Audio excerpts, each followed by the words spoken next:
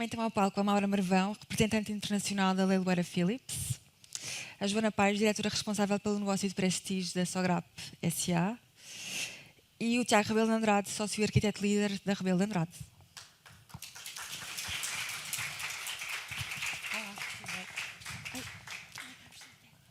Pode ser sente aqui, sim.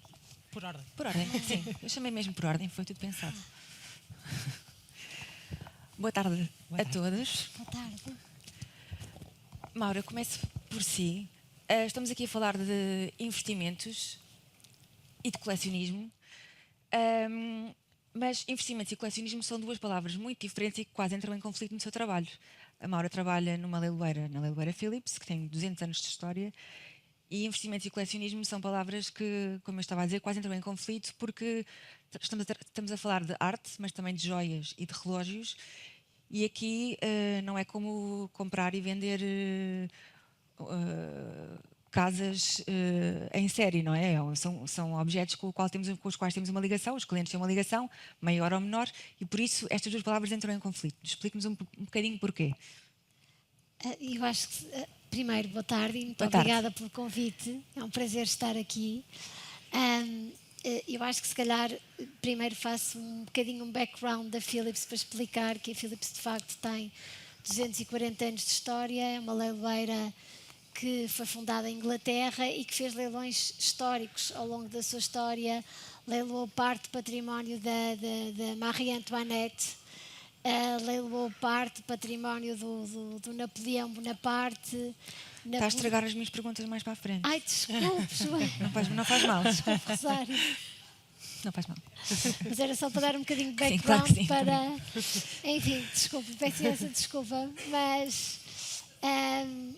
enfim, leiloou o património do Sir Joshua Reynolds, foi um dos fundadores, primeiro presidente da Royal Academy of Arts. O único leilão que existiu dentro do Palácio de Buckingham foi feito pela Philips, e o leilão mais longo da história, que durou 37 dias, também foi feito pela Philips.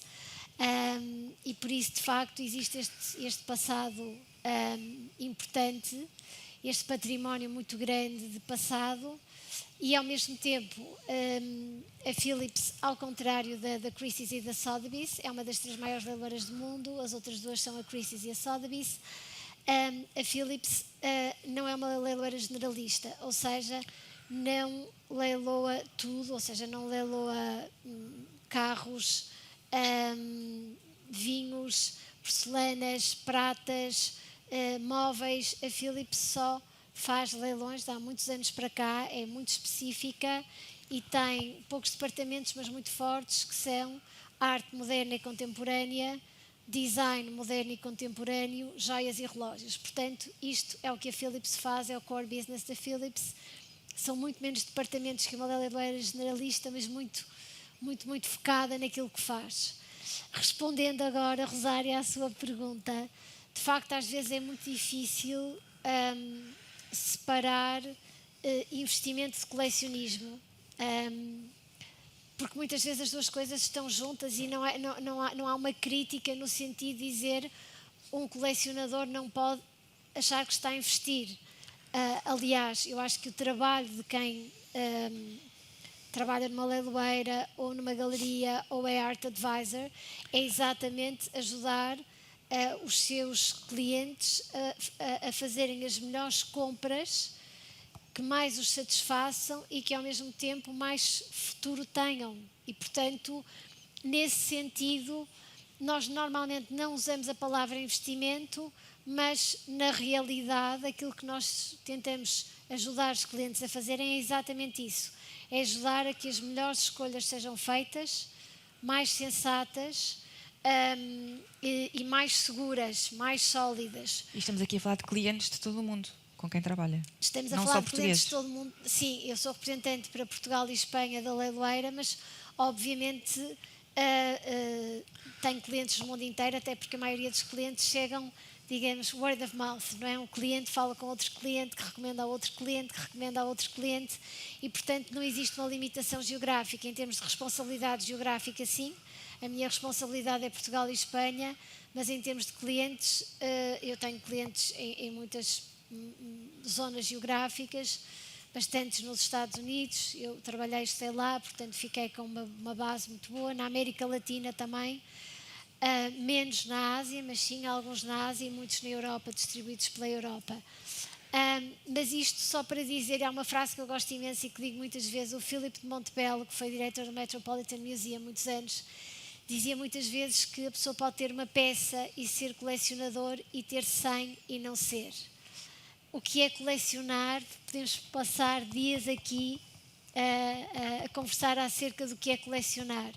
É muito mais o tempo que se dedica, o estudo, o empenhamento, a vontade de saber mais, de conhecer mais, de ler mais, de visitar mais exposições. Enfim, é um universo em que eu diria que há muita dedicação e a generalidade das pessoas com quem eu trabalho são, eu diria, colecionadores nesse sentido. De facto, querem muito e sabem muitas vezes mais do que alguns de nós, porque depois muitas vezes são muito específicos e só colecionam 2 ou 3 artistas, por exemplo.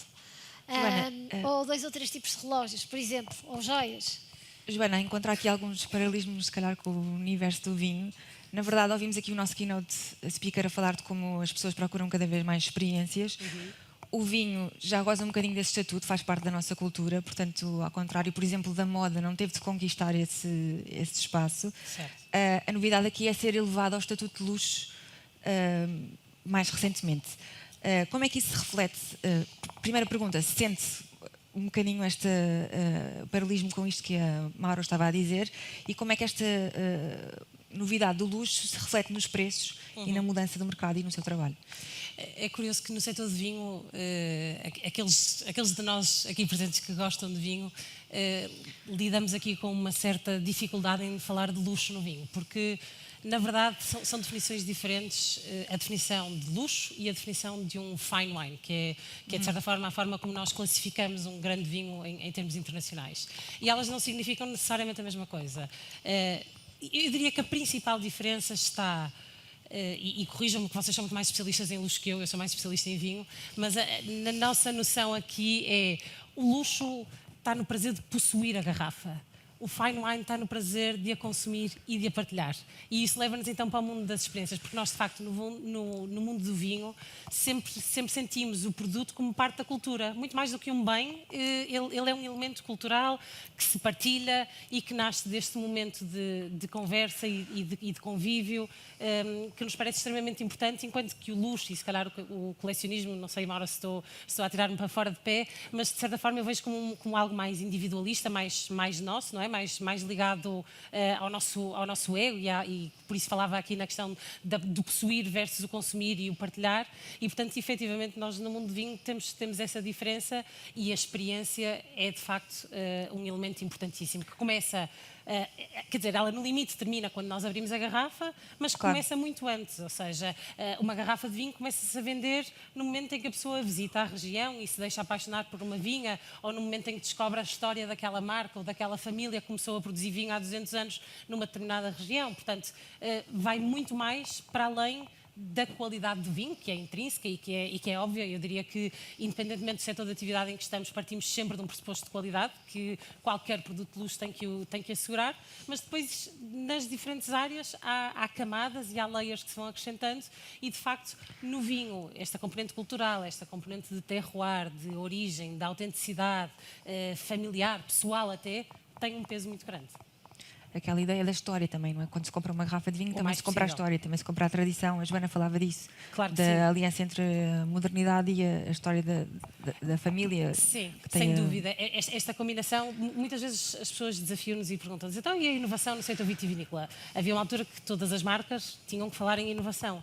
E nós na Sograp deparávamos com a inovação escrito várias vezes em vários documentos e dizíamos, mas nós queremos mesmo ser inovadores, as pessoas no vinho querem ser inovadores. E isto era um debate interno que nós tínhamos, até que percebemos que, de facto, a inovação no vinho não é mais do que reinterpretar as nossas origens. E essa reinterpretação abre-nos imensas portas, ou seja, nós temos imenso para fazer, mas se formos a ver bem, não há nada mais espetacular e que vá fidelizar mais o consumidor e as pessoas que verdadeiramente apreciam a arte de vinho e de saborear o vinho, do que nós pegarmos naquilo que os nossos antepassados deixaram, e o vinho tem uma história ancestral, e em Portugal, em concreto, temos a sorte de ter uma das regiões vitivinícolas mais antigas do mundo, portanto, é pegar nessa história e trabalhar os elementos que a compõem. E qual é essa diferença entre os dois tipos de vinhos que falava, do Prestige Wine e do Fine Wine? A diferença que eu vejo é essa, ou seja, um fine wine, um apreciador de fine wines é alguém que quer abrir a garrafa, que quer bebê-la e que quer partilhá-la. Um apreciador de luxury wines é alguém que está atento. Eu não sei se posso chamar um investimento. Há dias um amigo perguntava: mas Joana, vi esta garrafa a este preço, é um bom investimento? Eu respondi-lhe: gostas de vinho? E ele: não sei. Portanto, eu tenho dúvidas, tenho dificuldade em recomendar a alguém comprar uma garrafa, porque é um investimento se nós gostarmos dela. Claro. Portanto, o luxury eu vejo mais nesta lógica de: ok, é alguém que se calhar não está tão investido no prazer de consumir e de partilhar aquela garrafa. E o fine wine é claramente para alguém que quer descobrir aquela história, que quer descobrir como é que aquele vinho se fez e que quer explorar o que está para além daquela garrafa. Posso só dizer uma coisa muito rápida? Claro, sim, isto é um... Não, só queria dizer uma coisa, porque estava a ouvir a Joana e estava a identificar-me completamente com aquilo que está a dizer, no sentido que nós normalmente não usamos a palavra luxo. Eu não me lembro de ouvir a palavra luxo dentro da Philips. Certo. Se nós pensarmos que na pirâmide das necessidades de Maslow aquilo que nós não necessitamos para viver é um luxo, sim, é um luxo, porque nós se calhar não precisamos do melhor vinho ou do quadro X ou do relógio X, mas aquilo com que nós convivemos, eu acho que isso é muito semelhante, é o prazer imenso. Exatamente. E as pessoas, de facto, saberem tudo acerca da história, terem estudado o artista ou a empresa que faz relógios, ou seja, existe um prazer muito grande, muito mais do que eu quero adquirir, e às vezes é adquirir para partilhar, às vezes é adquirir para doar a um museu, às vezes é adquirir para ter numa coleção que vai ser aberta ao público. É muito mais, ou seja, sim, existe luxo neste sentido de que eu não morria se não tivesse este quadro, ou este relógio, ou esta escultura, ou este vídeo, ou esta instalação, mas de facto faz toda a diferença na vida dessas pessoas e é um prazer imenso saber mais, estudar mais, enfim. Por exemplo, se falarmos na arquitetura, sempre foi considerada um luxo e não deve ser assim. Infelizmente, hoje já não é assim. Sim. No sentido... Obrigado pelo convite. Antes de mais, à negociar Must. Ou seja, o crescimento das cidades e do próprio turismo fez com que se percebesse que a arquitetura não é um luxo, é uma necessidade. Os espaços também podem ser experiências. Sim, nós trabalhamos muito também com hotelaria de experiência. Eu acho que a arquitetura não é um luxo, porque no outro dia estávamos a ter uma conversa, porque eu também faço parte da Ordem dos Arquitetos. Infelizmente aceitei um cargo vogal e tenho que lá estar presente todas as semanas, mas estamos a contratar uma diretora de marketing, e a diretora de marketing dizia que a arquitetura, os arquitetos não tinham a mesma visibilidade que tem a Ordem dos Advogados ou a Ordem dos Médicos, que muitas vezes vão às televisões, porque a pessoa vai ao médico, precisa de um advogado, e eu dizia à diretora de marketing: a pessoa, se tiver uma boa casa, vai menos ao médico, porque a casa está termicamente climatizada, então se calhar devia-se dar mais atenção aos arquitetos. A arquitetura tem uma valência que eu acho que o design às vezes também tem, um bom relógio, e a arquitetura tem, que é a perenidade da história, porque nós somos perenes, não é? A durabilidade na história, nós seres humanos somos perenes, e a arquitetura não, a arquitetura passa de geração para geração como passa um bom relógio. Eu acho que a arquitetura também tem esta capacidade. Muitas vezes nós voltamos a uma casa que era de um avô nosso, por acaso, ou foi vendida, e voltamos, e lembramos sempre uma memória dessa casa e da memória que tivemos com o nosso avô. Ou o relógio, eu acho que quando uma pessoa compra um relógio também tem esta coisa é o momento de comprar um relógio e comprar a exclusividade. Nós também, nós no ateliê trabalhamos com a Six Senses e com a AMAN, e é um turismo muito específico, não é? E que faz muito esse... Sim, e eles também nunca falam de luxo, é sempre exclusividade, criação de experiência, criação de histórias, porque nós também estamos aqui para criar história, porque estamos a deixar o legado a alguém, estamos a criar história, e a arquitetura é um bem necessário para todos. Eu acho que não é luxo, e luxo, se nós formos a ver, por exemplo, restaurante, nós consideramos o quê? Luxo, um restaurante estilo Michelin, Mas se calhar é mais exclusivo e mais luxo ir à Tasca no meio do Alentejo e comer Sobretudo se custar menos de 20 euros. Mas comemos um arroz de feijão que a senhora que já está com 70 anos, que se calhar daqui a 10 anos ou 20 não temos, enquanto que se calhar um restaurante de Michelin é um restaurante de experiências, mas é um restaurante quase científico, as receitas que estão a ser ali criadas vai ser mais fácil passar para outros chefes de cozinha que lá estão. E muitas vezes o chefe de cozinha da Michelin tem vários restaurantes. E aquele restaurante, aquela Tasca que nós fomos, só é bom porque tem aquela cozinheira ali naquele sítio. Ou seja, o luxo, a extravagância pode querer dizer muitas coisas. Mas isso é uma coisa que está a mudar agora, aqui em Portugal. Concorda? Concordo. Acho que as pessoas estão a prestar cada vez mais atenção à qualidade. A arquitetura também tem que ser qualidade, porque nós não podemos ter edifícios que, por exemplo, eu dou sempre o exemplo, os meus pais moraram sempre a vida toda ali no Corte Inglês, apareceu um edifício quando eu tinha 8 anos e agora está a ser demolido. Porque o edifício não foi bem pensado, não durou. Nós, quando vamos a ver, por exemplo, se formos ver, se calhar nas leiloeiras, ou quando estão, nas leiloeiras não, mas quando estão a vender casas ou palacetes do século XIX, do século XVIII, tem um valor imensurável, que hoje em dia o que nós estamos a criar, só daqui a 100 anos é que se vai perceber se aquilo que criámos tem algum valor. Não é? A arquitetura tem esta coisa também tem esta coisa que, por exemplo, todos os edifícios que nós fazemos são protótipos, enquanto se calhar um relógio, o primeiro que saia para o mercado, ou um carro de luxo que saia para o mercado, fazem-se vários testes, vários protótipos, até ajustar e ficar feito. Não há um projeto que nós façamos que seja idêntico, a não ser que seja um projeto que tenha umas casas germinadas todas iguais, mas mesmo assim, quando fomos fazer outro projeto dessa natureza, já é completamente diferente. Isso obrigou os arquitetos a terem que ter uma maior noção da parte do negócio. Os arquitetos são artistas, sobretudo, não é? Obrigou a ter mais noção disso. Nós no ateliê dizemos sempre, e não é só a noção do negócio, porque eu digo sempre no ateliê, quando nós estamos a fazer projetos, nós temos uma frase que é: somos apaixonados por tudo o que fazemos. É a frase que temos lá no ateliê. E eu acho que nós temos que nos pôr no papel da pessoa que vai gerir o negócio, neste caso se for um hotel, como também pôr-nos no caso da senhora doméstica que vai fazer as limpezas, porque eu não posso estar a obrigar num edifício de um hotel, por exemplo, a senhora ir do resto do chão, buscar o balde e a esfregona para depois ir para o quinto andar e ter que levar o balde e a esfregona consigo. Por isso, essa parte também é importante, nós temos essa noção que nós também temos que nos pôr nos lugares uns dos outros, não é só desenhar para o exclusivo e não desenhar para os outros. Às vezes há coisas na vida, por exemplo, a família tem uma casa de férias na Ilha do Farol, não é? Uma casa que foi comprada há não sei quanto tempo atrás a um pescador, a casa está em cima da água e é uma barraca. E eu vou para o Ancão com amigos meus, que é uma zona muito mais exclusiva, não é? Tem bons restaurantes, gastamos um dinheirão, mas eu consigo ir para uma casa que estou em cima da água e saio de casa e tomo banho. Ou seja, não é preciso, às vezes, ter dinheiro para ter luxo. Não é? E a arquitetura é a mesma coisa, não é preciso ter dinheiro para ter uma casa com qualidade. Pode-se fazer muita coisa. A forma, a função, o programa das casas também tem que ser bem desenhado para depois as pessoas também viverem essa exclusividade. Não é? Nós, quando entramos em nossa casa, estamos dentro do nosso luxo, dentro da nossa exclusividade. Maura, há pouco falávamos de como a pandemia foi completamente um antes e depois para o seu setor, porque chegada à pandemia, tal como aconteceu com o e-commerce, a vossa leiloeira, penso a Philips, instalou salas virtuais de leilão, certo, para fazer isto para o mundo inteiro. As pessoas passaram a olhar para estes leilões de forma completamente diferente. Sim, completamente não. Isso continua, essa mudança continua a sentir-se? Eu acho que a Philips sempre quis ser a leiloeira mais vanguardista e sempre, antes, obviamente, de imaginar que iria existir uma pandemia, preparou-se para a pandemia sem saber.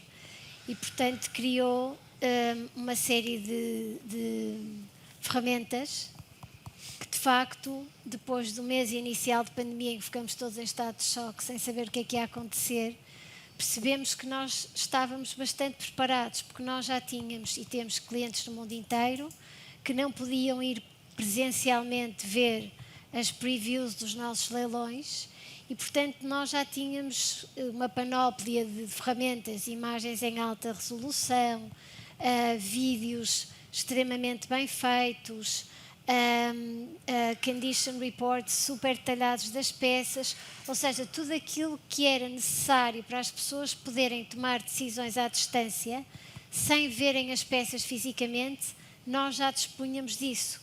E, portanto, basicamente, depois do tal choque inicial e de ser uma loucura e termos reuniões a todas as horas e momentos do dia e da noite, percebemos que estávamos bem preparados, que ainda podíamos estar melhor preparados. Por isso, de facto, fizemos autênticos estúdios de televisão para criar para as pessoas que vissem os nossos leilões uma experiência, mais uma vez falando de experiências, uma experiência o mais realista possível de um leilão, não, digamos assim, virtual, mas sentir quase como se o leilão estivesse a acontecer dentro da casa de cada pessoa. E em 240 anos de história, os melhores anos de história da Philips foram os anos da pandemia, porque aconteceu uma coisa que foi todas as pessoas ocupadas com disponibilidade financeira e que normalmente não têm tempo para pensar no que têm, no que querem comprar, no que querem vender, no que gostam, no que não gostam, nos artistas que desejam ter, nas peças, objetos de design. O nosso departamento de design também é super forte e tem muito a ver com arquitetura. Pessoas que nunca tinham pensado em ter casa nómadas digitais, que viviam em hotéis extraordinários no mundo inteiro e de repente ficaram presos e pensaram que podiam ter casa e que podiam ter objetos fantásticos dentro da casa. Portanto, a pandemia foi uma surpresa absoluta e foram os 2 melhores anos de sempre da Philips em termos de negócios, exatamente porque as pessoas as que tinham disponibilidade, tinham tempo. E tinham tempo para pensar naquilo que queriam, no que lhes agradava. Tem ideia de valor, em termos de valores, que crescimento foi esse? Eu acho que nós crescemos alguma coisa à volta de 20 e tal %, o que foi muito substancial.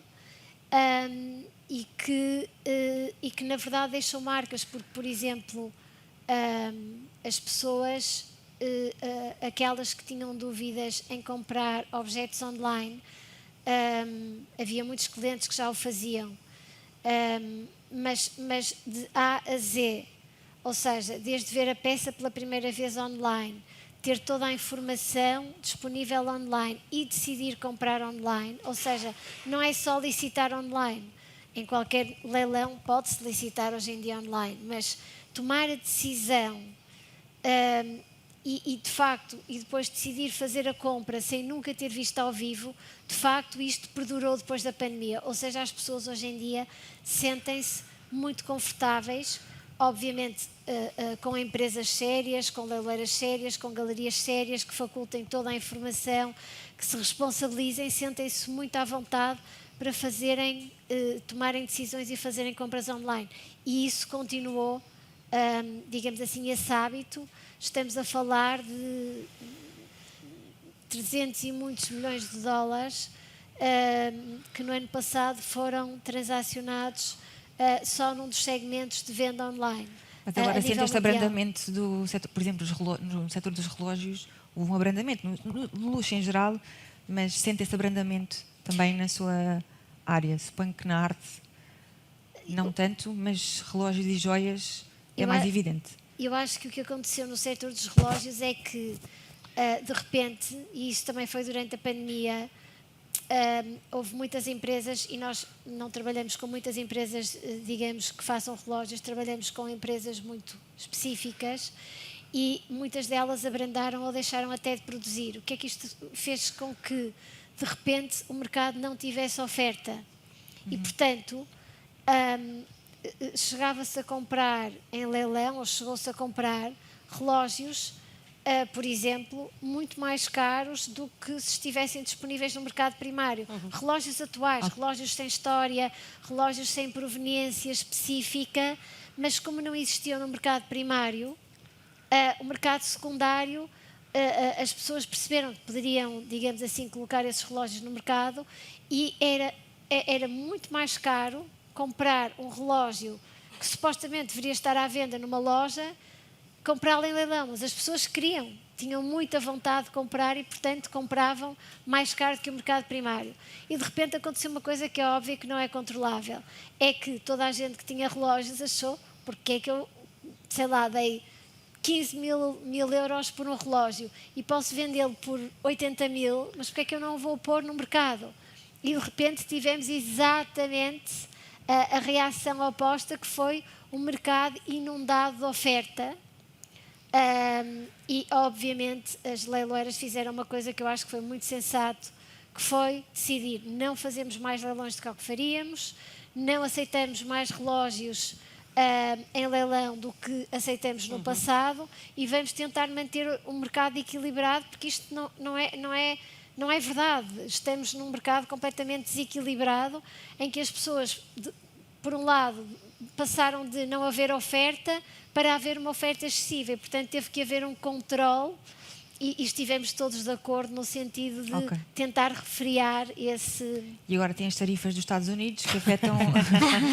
E agora temos as tarifas que mudam... não afetam a arte, mas afetam os relógios e as joias. Sim, as tarifas que mudam quase diariamente. Eu quase todos os dias recebo um briefing que muda, e no dia seguinte muda, e no dia seguinte muda. Portanto, é bastante confuso para todos nós.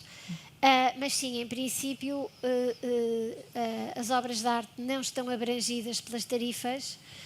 Constitucionalmente, nos Estados Unidos, não é possível, digamos, meter as obras de arte neste, entre aspas, grupo geral. Em princípio, sim, relógios e joias são afetados, vão ser afetados, mas enfim, mas também não sabemos o que é que amanhã ou hoje à noite vai acontecer, portanto, estamos todos na expectativa, vamos ver. Joana, isto não aconteceu nos vinhos, porque as pessoas beberam os vinhos. Eu estava aqui a pensar, há vinhos que são desesperadas obras de com a arte, se calhar pandemia. temos que mudar aqui o Sim, discurso. sim. Não, os vinhos estão abrangidos, efetivamente. Ainda não há uma posição final, não é? Claro. Estamos todos, para já, durante os 90 dias, dos quais já passaram não sei quantos, entretanto, mas sujeitos a um mínimo de 10%. Vamos lá ver se vai até aos 30% ou não, que para já é, no fundo, a ameaça máxima. Há medidas que nós podemos tomar para, de certa forma, mitigar o impacto que isto terá. Obviamente que... Na verdade, é engraçado que eu tinha outro dia esta conversa com a equipa comercial, que é, estamos todos muito assustados com as tarifas. Para Portugal, enquanto origem, enquanto marca, a minha visão é que se cria aqui uma oportunidade, porque nós, para o bem ou para o mal, sofremos de uma percepção de value for money, sobretudo no vinho. No vinho nós vamos aos Estados Unidos e a ideia que as pessoas têm, o vinho português é bom e barato. E, portanto, isto significa que, e mais ainda, vivemos uma tendência em que o consumo mundial de vinho está em declínio, mas há claramente uma premiumização. Portanto, as pessoas bebem menos vinho, mas bebem vinho melhor e mais caro. E, portanto, o meu entendimento enquanto marketeer é que, muito bem, as pessoas vão fazer um shift. Portanto, as pessoas, efetivamente, vão, eventualmente, baixar, no fundo, o valor que estão dispostos a pagar por um vinho, até porque o vinho que eles habitualmente consumiam, no limite, vai aumentar de preço 30%.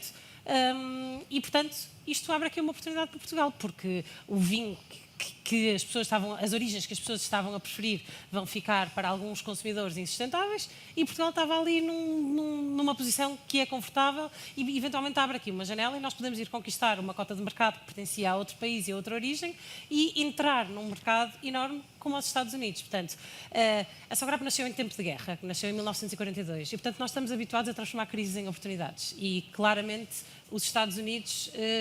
nós estamos com esta lente, portanto, temos a nossa própria empresa de distribuição no mercado e estamos a tomar as medidas todas possíveis para mitigar isto de alguma forma. E que outras tendências para o futuro antecipa? Porque há aqui muitas outras mudanças no setor dos vinhos. Antes de acontecer tudo isto, Claro. Falava-se de sustentabilidade, falava-se de diminuir a percentagem de álcool, por exemplo, falava-se de muitas preocupações que as novas gerações têm, que as gerações anteriores não têm. E O que não se tem falado muito sobre isto, não é? A questão do álcool, por exemplo, e do bem-estar e do que é que os mais jovens vão querer. Eu estava a ouvir a Mara o que é que isto vai mudar? Eu estava a ouvir a Mara falar da pandemia e estava a pensar no impacto que a pandemia teve para nós. E curiosamente, lá está, assistimos obviamente a uma diminuição de consumo, até, sei lá, num mercado nacional, e há um bocadinho quando ouvimos a apresentação da Mastercard, percebemos o impacto que o turismo tem no negócio de luxo. E no vinho não é diferente, vende-se muito vinho em Portugal, fruto do turismo que Portugal tem. E portanto, isso, aí obviamente que houve uma diminuição do consumo. Mas curiosamente foi também nesse momento que as pessoas começaram a olhar para as suas garrafeiras e para as suas garrafas de barca velha e pensar assim, ora bem, quando é que é o momento ideal para eu abrir esta garrafa especial. E chegaram à conclusão que o momento ideal é quando nos apetece, não é? E se calhar não vale a pena nós esperarmos a vida inteira para comprar aquele relógio que tanto sonhamos, ou para investir naquela casa, ou para abrir aquela garrafa de vinho, porque de facto sou eu que defino e sou eu que faço o momento espetacular. E portanto, um dos movimentos que nós percebemos é, sim, há uma maior preocupação com o nosso bem-estar. Se calhar não vamos beber todos os dias porque não temos a vida ativa e queremos estar bem, e queremos estar frescos, e queremos estar em plena forma, mas quando bebermos, de facto, vamos deixar de beber vinhos abaixo de 2 euros, vamos começar a beber vinhos de qualidade e vamos fazer este investimento. Portanto, eu acho que esse movimento é transversal e o vinho foi um dos produtos e um dos bens que acabou por seguir essa tendência também. Relativamente aos cuidados de sustentabilidade e de álcool que também se relacionam, claramente são a preocupação das empresas hoje em dia, ou seja, não nos passa pela cabeça fazer um novo vinho em que não tenhamos todos os cuidados de sustentabilidade e deixem-me dizer que sustentabilidade ao longo de toda a cadeia de valor, ou seja, nós começamos na vinha até o momento em que a garrafa é aberta em cima da mesa do restaurante ou em casa do consumidor. E aqui há vários passos que nós podemos tomar e várias medidas que nós podemos implementar para termos uma pegada mais saudável e pensando sempre, porque muitas vezes somos tentados a falar de sustentabilidade apenas na sua vertente ambiental, mas todos sabemos que existem aqui 3 pilares e eu sempre que falo de vinho não resisto a falar no pilar social, porque nós, enquanto produtores de vinho nas principais regiões vitivinícolas em Portugal, temos a obrigação de fazer daquela região onde estamos uma região melhor. E, portanto, nós empregamos no Douro, empregamos em regiões interiores como Odão, no Alentejo. Portanto, este lado social é extremamente importante e é crítico para nós, mas mesmo ao nível económico e ambiental, esta preocupação existe sempre. No álcool, dou só um exemplo muito curioso. Ontem, antes do almoço, tinha uma prova de vinhos do Alentejo. O meu trabalho também tem estas coisas boas de provas de vinhos quase diárias, mas tinha uma prova de vinhos do Alentejo ao final da manhã e estava com o enólogo e estávamos a provar os vinhos da Herdade do Peso de 2023. E ele estava a dizer, porque eu quero-vos mostrar para onde é que os vinhos estão a ir agora, o trabalho que temos vindo a fazer aqui na enologia e tal. E lá fizemos a prova e no fim eu disse ao Luís, mas então, na tua visão, o que é que muda? E ele dizia-me, olha, em primeiro lugar, consigo identificar uma identidade clara para cada vinho. Ótimo. Em segundo lugar, estamos a beber vinhos que antigamente tinham 14,5 graus de álcool e que agora o máximo são 13,5 e temos aqui muitos abaixo de 13. Portanto, essa preocupação está presente na nossa equipa técnica todos os dias. E é incrível, e aqui o mérito não é meu, é da equipa de analogia, portanto digo com todo o orgulho, que é, num mundo em sobreaquecimento, quando estamos preocupados com o aquecimento global e numa região como o Alentejo, nós estamos a conseguir fazer vinhos mais frescos e com menos álcool. Portanto, claramente, que isso está na nossa preocupação diária quando estamos a desenvolver. É uma inevitabilidade, não é? É óbvio. As pessoas querem menos álcool, querem menos calorias, querem vinhos mais leves menos e nós temos que responder também. a isso. Menos calorias. Como é que isso é possível? Infelizmente, são calorias. Sim, menos álcool, menos calorias também é verdade. Sim. Tiago, uma das coisas que falava, e agora vou roubar aqui uma pergunta à Diana, quem esteve na primeira conferência percebe o que é que vai acontecer agora. Menos eu. Como é que as mudanças de governo em Portugal, constantes, um bocadinho mais rápidas do que é costume, afetam o vosso trabalho em termos de aprovação de projetos? É assim. Eu sei que o Tiago acha que é um dos grandes entraves a que os projetos sejam aprovados, porque no momento uma casa custa 1.000 euros, passado um bocadinho custa 10.000. Como é que isso afeta o vosso trabalho assim, e o vosso negócio? Por um lado, a burocracia é um entrave. Continua a ser um entrave. É um entrave. Acho que não se vai resolver problemas da habitação enquanto a burocracia não mudar, porque é inadmissível. Eu tenho um cliente suíço em que começámos um projeto há 6 anos atrás, só agora é que estamos a ter a aprovação do licenciamento, há 4 anos atrás, só agora é que estamos a ter a aprovação do licenciamento, e ele dizia, Tiago, nós temos uns amigos nossos na Suíça que compraram uma casa, um terreno na mesma altura que nós, e já lá estão a viver há 2 anos, e eles há 4 anos ainda não aprovaram. Por outro lado, também é bom estas mudanças de governo, porque pelo menos uma pessoa, eles não mexem em nada, e a pessoa sabe o que é que conta, não é? Porque o problema é que estão sempre a entrar novos governos, estão sempre a mudar as leis, e a pessoa vive naquele sufoco em que está a fazer, às vezes estamos a fazer projetos de 1 ano, 2 anos, em que muda a legislação, e quando estamos a submeter o projeto, aquilo que era válido há 3 anos atrás já não é válido agora. não é? E eu acho que essa parte também é complicada, mas também voltando aqui um bocadinho àquilo que estava a falar sobre a experiência, não é? Isto é tudo uma experiência também com o próprio governo e temos que nos divertir e rir, porque senão é impossível, não é? Mas dentro disto também tentamos fazer um esforço. Eu acho que as câmaras estão bastante melhores. Por exemplo, estamos aqui em Cascais, a Câmara de Cascais é uma câmara aberta e flexível. Muitas vezes o problema é as entidades externas, as APAs, os CNFs e outras entidades, e este jogo de bola, porque o projeto vai para uma entidade, aprova. Eu digo sempre que os arquitetos é assim: o cliente aprova o orçamento, a Câmara não aprova o projeto. O cliente aprova o orçamento, a Câmara aprova o projeto, o ICNF não aprova o projeto. Por isso é um jogo de probabilidades. Nós somos um bocadinho a bola de ping-pong aqui da coisa, mas dentro destas dificuldades eu acho que ainda as pessoas ainda continuam a apostar em Portugal. Portugal é um país seguro.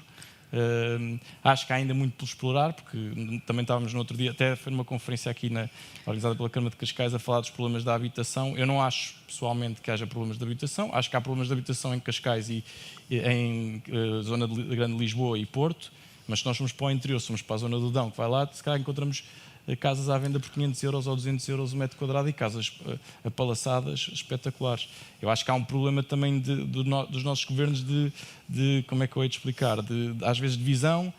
Se calhar passam muito tempo na Assembleia da República e na Café de São Bento a comer bifes, e se calhar deviam ir mais vezes ver o interior, ver a Beira Alta, costumo ir à Beira Alta e tem um potencial tremendo. Se a pessoa for para a fronteira com Espanha, for para a zona de Salamanca, que é ali ao lado, e está cheio de vida, está cheio de jovens, e nós vemos o nosso interior está completamente desertificado e com pessoas, com gerações que daqui a 30 anos temos mais não sei quantas aldeias históricas abandonadas. E quando hoje em dia, com as tecnologias, podemos apostar nesse património, apostar também na ferrovia para as pessoas irem para essas zonas e tirar melhor proveito. Agora estamos a fazer um hotel em Inglaterra, na zona de Cotswold. Os ingleses estão a sair todos de Londres e a viver para o campo. Ainda se tem melhor qualidade. Eu acho que a pandemia também foi uma coisa que para nós foi boa. Eu acho que a arquitetura também, a construção está a crescer, e a pandemia foi boa porque muitas pessoas passaram 2 anos dentro de casa e perceberam que tinham mais condições de habitabilidade. Acho que até o IKEA aumentou as vendas, porque as pessoas olham para a casa e olham para a casa de outra maneira. Os investidores, quando vêm para Portugal, querem investir em imóveis e em arquitetura portuguesa.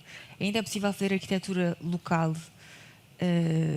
criativa, ou da mesma maneira que os galões passaram a ser látex, é tudo igual ao que vemos no Instagram e nas outras cidades? Eu acho que é possível. Eu acho que devia haver um guião. Nós fizemos um concurso para a Arábia Saudita, e a Arábia Saudita, por exemplo, em vez de nos mandar um bloco de burocracia, não é? Manda-nos um guião daquilo que quer e não quer, com imagens gráficas. Eles valorizam o céu. O céu, não vamos ter luz virada para o céu.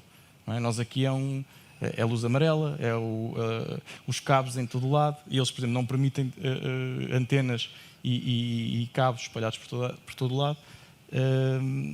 Nós temos que valorizar mais o nosso património. É possível fazer arquitetura local contemporânea. Acho que temos que apostar nessa arquitetura local e contemporânea. Não acho que não seja admissível, por exemplo, estamos em Cascais e estamos a usar basalto na fachada, quando basalto não é uma pedra de Cascais. Acho que as pessoas, quando viajam, vêm para Portugal por causa de 2 coisas, por vários motivos: a segurança, a qualidade das nossas praias e da nossa geografia, e a nossa arquitetura histórica. Não vêm pela arquitetura contemporânea, porque nós apostamos pouco. E depois, acho que também se aposta muito pouco em arquitetos portugueses. E nós fomos a ver, somos um país com 10 milhões de habitantes, temos 2 prémios Pritzker, a nossa escola de arquitetura é elogiada em todo o lado. Eu em 2006, estudei em Milão, fui dispensado das aulas porque vinha da Faculdade do Porto. O professor disse: tu vai viajar, vai ver a Itália, não estou aqui para ensinar nada.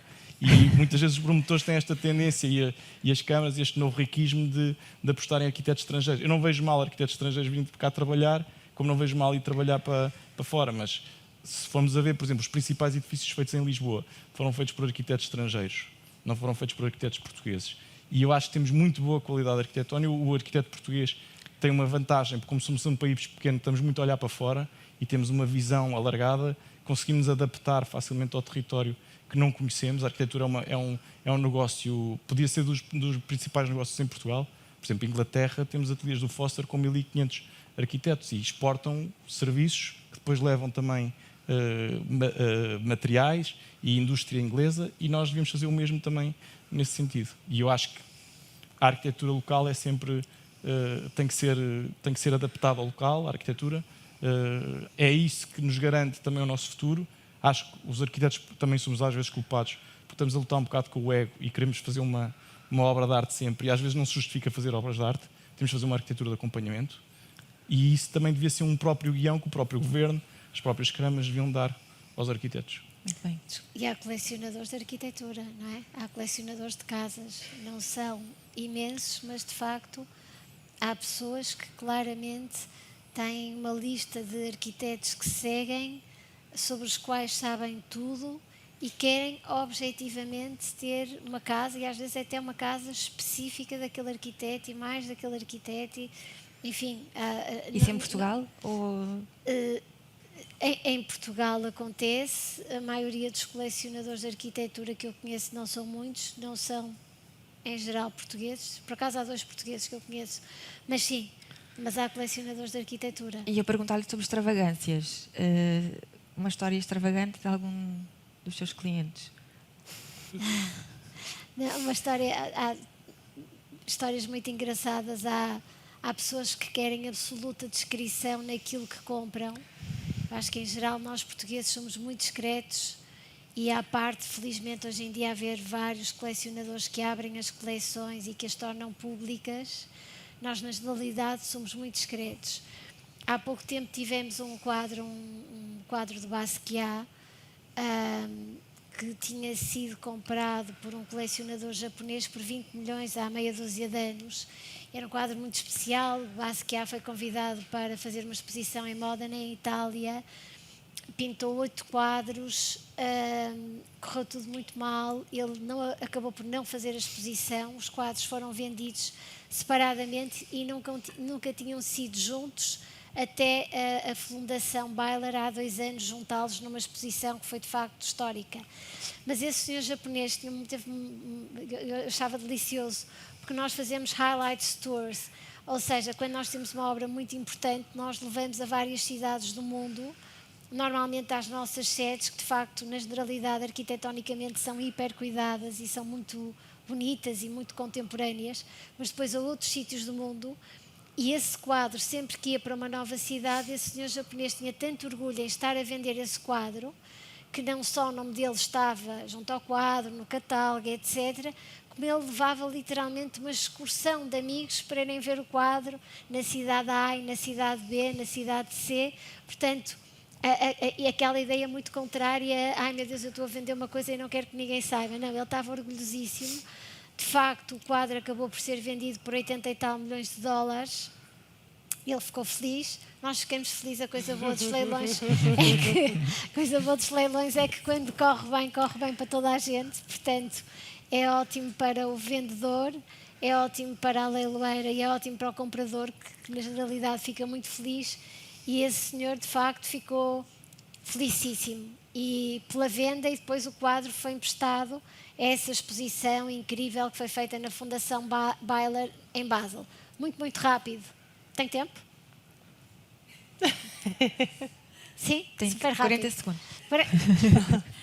Aceleração total. Nós vendemos o relógio mais caro vendido até hoje no mundo. Vendemos um relógio que era do Paul Newman, um Rolex Uau. Daytona, que não era, enfim, não era um relógio especialíssimo, era um relógio quando ele começou a guiar profissionalmente, depois de um filme que fez. A Joanne Woodward, a mulher, deu-lhe este relógio, comprou e mandou gravar nas costas Drive Carefully, assinado Me. O relógio foi dado pelo Paul Newman a um suposto futuro genro, que nunca chegou a ser genro. A filha não casou. O relógio esteve muitos, muitos anos com esse futuro genro, até que um dia a filha foi ter com o ex-namorado, com quem tinha muito boa relação, e disse: vamos vender este relógio, tu tens uma fundação, eu tenho uma fundação, acho que é justo, nunca chegamos a casar e vamos vender este relógio em benefício de ambas as fundações.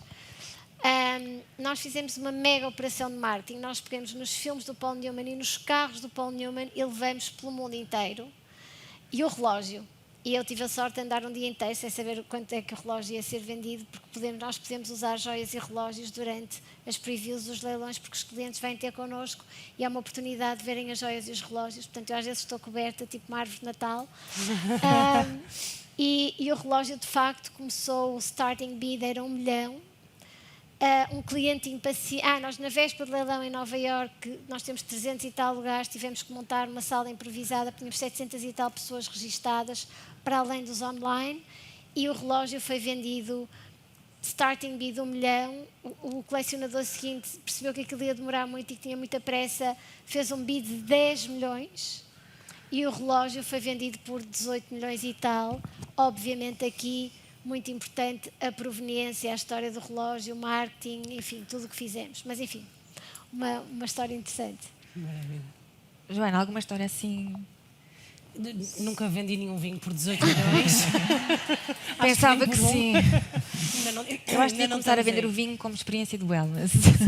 Acho que é resultado. Não é uma extravagância, mas, e na verdade é uma extravagância minha, mas que eu partilho, que é, muitas vezes perguntam, já qual foi o vinho mais espetacular que já bebeste? E eu tenho imensa dificuldade em dizer isso. Mas se calhar o vinho que mais me marcou foi um vinho de 1815, que tive a sorte de provar, que é o vinho mais antigo que a Sograp tem, do Porto Ferreira Vintage 1815, e acima de tudo, o que me marcou nessa experiência foi estar a beber aquele vinho e pensar: como é que este vinho foi feito? Em que condições? Quem é que o fez? De onde é que ele veio? E isso foi o que tornou aquele momento especial. Claro que o vinho era brutal, mas já falámos hoje um bocadinho aqui de storytelling. Isto para reforçar que, de facto, as histórias são o que tornam, muitas vezes, estes bens de luxo espetaculares. Portanto, partilho esta experiência que foi, se calhar, ao longo de 20 anos no vinho, a que mais me marcou. O ateliê do Tiago fez aquele prédio incrível na Lapa com Os jardins verticais. com os jardins que eu vi durante vários dias quando morava ali. Mas há algo mais extravagante, certamente. Agora acabámos um projeto que ainda não divulgámos, mas é um escritório no meio de uma vinha, com umas esferas, até tem umas garrafas em fibra. Estamos para divulgar agora nos próximos dias. Mas é assim, extravagâncias, nós entramos muito na intimidade dos nossos clientes, não é? Nós às vezes estamos a discutir o bidé na casa de banho e às vezes os casais, descobrimos que os casais percebemos que os casais vão se separar porque percebemos que não tem nada a ver um com o outro quando começam a fazer a primeira casa, não é?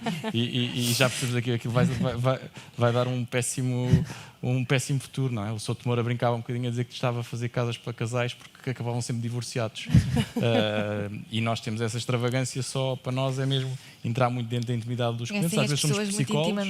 Sim, às vezes somos psicólogos dos nossos clientes, porque obras também é uma dor de cabeça, porque nós tentamos aliviar isso, porque hoje em dia usamos tecnologias BIM, etc. E conseguimos ter um maior controle sobre o custo dos projetos, etc. Mas há sempre imprevistos nas obras e de repente uma pessoa que está a contar gastar 300 mil euros ou 1 milhão de euros na obra gasta ao dobro porque de repente apareceu um imprevisto qualquer que não estava à espera e pronto, a vida do arquiteto também é um bocadinho esta de pôr-nos no papel dos outros. Muito obrigada. Chegámos ao fim deste painel. Obrigada aos três. Obrigada. Obrigada.